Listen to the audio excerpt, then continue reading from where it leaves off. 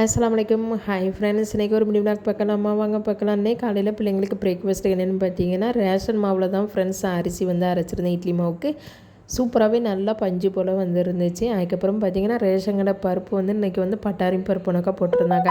அதனால் பருப்பு உடைக்கு ரெடி பண்ணியாச்சு. நைட்டு ஊற போட்டு பிள்ளைங்களுக்கு காலையில் வந்து பிரேக்ஃபாஸ்ட்டுக்கு வந்து இட்லியும் அதோட பருப்பு உடையும் சுட்டு கொடுத்தேன்னா பிள்ளைங்க சாப்பிட்டாங்க. அவங்களே ஸ்கூலுக்கு அனுப்பிட்டு அப்படியே வந்து இட்லி கொப்பரையில் சூடாக இருந்துச்சு. இட்லியை எடுத்து அதுக்கு எங்கள் ஊரில் மழை பெஞ்சிக்கிட்டு இருக்குது ஃப்ரெண்ட்ஸ். அந்த கிளைமேட்டுக்கு வந்து கொஞ்சம் சூடாக இட்லி சாப்பிட்டா தான் நல்லாயிருக்கும்.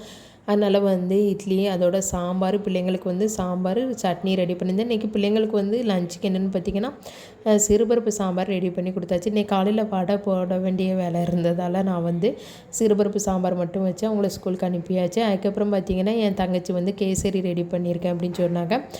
இனிப்பாக சாப்பிட்றதுக்கு நல்லா தான் இருந்துச்சு ஃப்ரெண்ட்ஸ். ஒரு 11 மணி வாக்கில் கொண்டு வந்திருந்தாங்க. நல்லாவே இருந்துச்சு. அதுக்கப்புறம் கொஞ்சம் பருப்பு வடைக்குள்ள இது வந்து மிச்சம் வந்துட்டு அதை ஃப்ரிட்ஜில் வச்சுருந்தேன். சரி பிள்ளைங்களுக்கு உளுந்த வடையும் கொஞ்சம் அரைச்சி வச்சிடலாமா அப்படின்ட்டு ஒரு 3 மணி வாக்கில் உளுந்தும் ஊறப்பட்டு பிள்ளைங்களுக்கு சாயங்காலம் வந்து டீக்கு வந்து உளுந்த வடையும் ரெடி பண்ணிவிட்டு அதுக்கப்புறம் காலையில் மிச்சம் உள்ள பருப்பு வடைக்குள்ள மாவையும் உள்ளே வச்சுருந்தேன். அதையும் வச்சு பிள்ளைங்களுக்கு டீ கொடுத்தேன் ஃப்ரெண்ட்ஸ். இந்த மினி விளாக் உங்களுக்கு பிடிச்சிருந்துச்சுன்னா லைக் பண்ணுங்கள்.